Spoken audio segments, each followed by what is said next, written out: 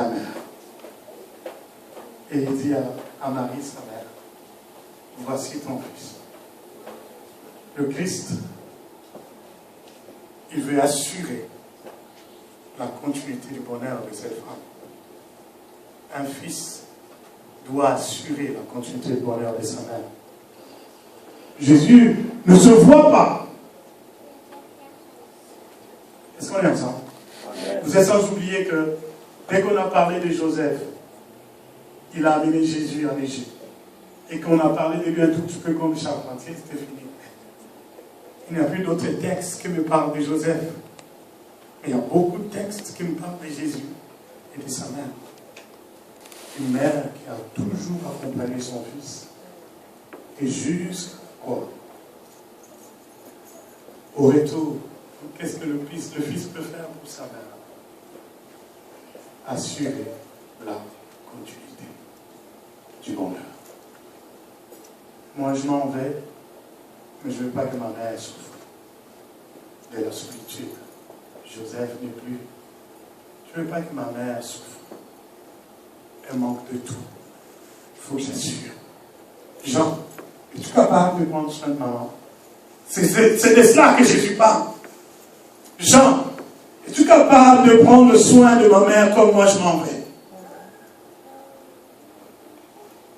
Mais ça me fait mal dans une société québécoise à laquelle on est, où je regarde TVA et souvent c'était TQS qui est devenu V, je regarde et je vois qu'un enfant est allé traduire sa maman en justice pour une histoire d'appartement, ma mère ne paye pas son loyer. Incroyable! Ça me prouve qu'on est dans une société où la famille n'a plus la même définition que celle de Dieu. L'égoïsme a pris tellement de place que les fils vont abandonner leur mère dans un home de vieillards et ils viennent la regarder, la voir que 4-5 ans après. Une mère, ça ne s'abandonne pas comme un vieux vêtement, mes amis. Surtout pas une mère qui vous a accompagné dans toutes les étapes de votre vie. Marie était là lorsque Jésus n'était pas encore connu. Bébé, Marie était là. Quand la Bible dit que Jésus grandissait en gloire et en puissance, Marie était là. Et d'ailleurs, le jour-là, de la fête de Cana, les gens se demandent, mais comment on va s'en sortir? Il n'y a plus rien. Marie va voir Jésus parce qu'il sait que mon fils, il m'écoute. Si ta mère redoute déjà que tu es un fils qui n'écoute pas, il y a des propositions qu'elle ne te fera jamais. Il y a des idées qui tournent dans sa tête qu'elle ne te dira jamais. Parce qu'elle sait déjà que tu n'écoutes pas. Et elle va mourir de chagrin. Elle va mourir de douleur et de peine de voir que mon fils, ma fille, ne mène pas la vie que j'avais voulu qu'il mène ou qu'elle mène. J'ai bien de choses que je peux lui apporter, mais son cœur est fermé. Marie va voir Jésus, lui dit, fais le miracle. Jésus dit, femme, tu sais que mon heure n'est pas encore venue. Elle pouvait se taire, s'écarter et finir, ça s'arrête là. Mais elle retourne vers les gens de Cana et elle leur dit, faites ce qu'il vous dira. Je connais mon fils. Même s'il m'a dit non maintenant, quelques instants après, ma voix va retentir dans ses oreilles. Il se saurait que c'est la voix de maman. Ça c'est pas la voix de ma copine. Ça, c'est ma mère, ça. Quand maman parle, même si ça ne fait pas mon affaire maintenant, c'est maman. Faites ce qu'il vous dira. Elle va s'asseoir en paix.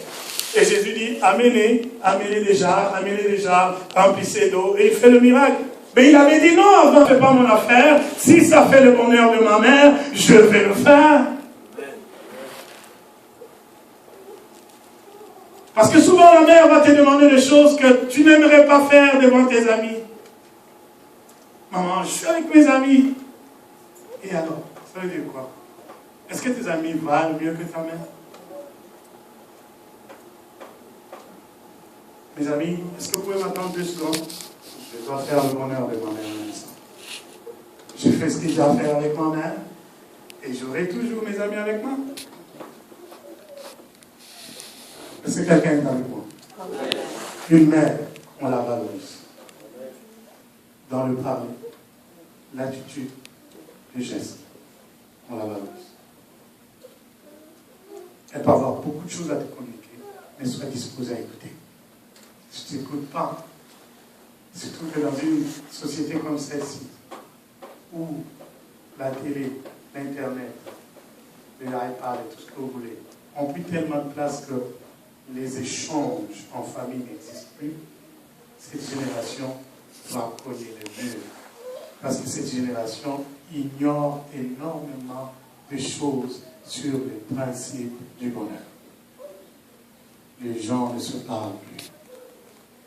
Les gens parlent avec la télé. Ils parlent avec l'Internet. Mais ils n'ont plus le temps de poser de questions à maman. Maman, comment tu avais fait? Quand tu as eu ta première crise d'amour, comment tu as géré ça? On n'apprend plus de la mère.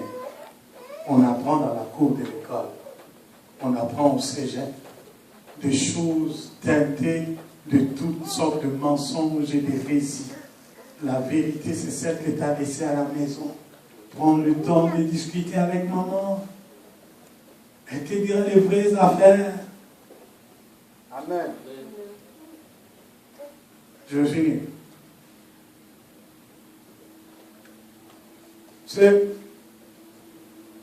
parce que ma mère biologique est partie, j'ai eu une deuxième mère. Une mère que j'honore et que je voulais aujourd'hui honorer. Maman Adèle qui est là.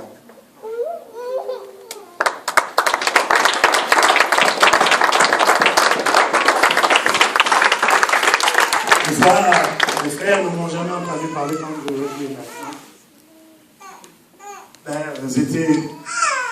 Ils ont le même goût d'habits, le même goût de style d'habits avec comment quand je la vois, je vois ma mère biologique. S'il y a quelqu'un qui me parle directement, sans porter les gants, c'est ma mère. Quand je dors, il te le dira. T'adores. Demande pardon à ta femme, t'adores en ça, t'adores. Quand j'ai raison, tu as raison. Mais il faut gérer ça comme ça. Tout le monde peut oublier le jour de mon anniversaire, pas mon mère. Je dors encore quand ma mère m'appelle pour me dire joyeux anniversaire. Une mère, elle est présente. Comment tu vas? Des fois, les enfants pensent que quand maman t'appelle, c'est pour te demander l'argent. Il arrive à un certain âge, ce n'est pas l'argent de ton argent qui fera son bonheur. Ce n'est pas l'argent. Le fait qu'elle sache que tu vas bien. C'est comme si tu as doublé son bonheur de plus de 10. Juste qu'elle sache que tu vas bien. Il arrive des fois que je n'ai pas d'argent. C'est l'anniversaire de mes garçons, mais je n'ai pas d'argent. C'est la grand-mère qui comble de cadeaux quand moi je ne peux pas. Je veux que quelqu'un sache que quand ça ne va pas, le pasteur Jacques a quelqu'un avec qui il ne parle pas. Je parle à Dieu, mais je parle à maman. Maman, je voulais faire ça, qu'est-ce que tu penses?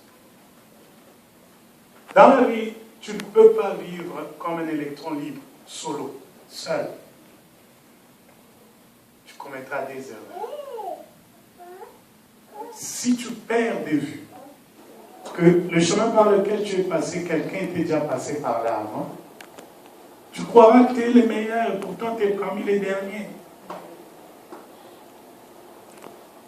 Elle a connu énormément de choses qu'elle peut raconter à des gens. Ça ne prend pas de parler à l'homme. Pourquoi j'ai tenu aujourd'hui que maman soit là? Parce que je voulais t'honorer aujourd'hui. Devant toute l'église. Amen, amen.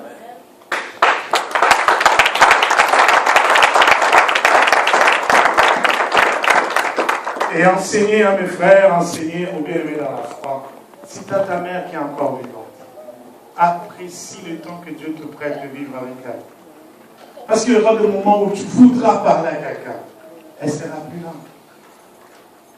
Je vous assure que le temps de régler arrive. Tu voulais pas là, maman, elle n'est pas là. Et même quand elle t'ennuyait, sa façon de parler qui t'ennuyait là, ça va commencer à te manquer. Quand maman chialait trop là, ça va commencer à te manquer. Parce que le silence d'une mère, c'est comme l'ombre de la mort dans une maison. Si j'ai appris à prier à haute voix, c'est parce que j'entendais ma mère prier à haute voix.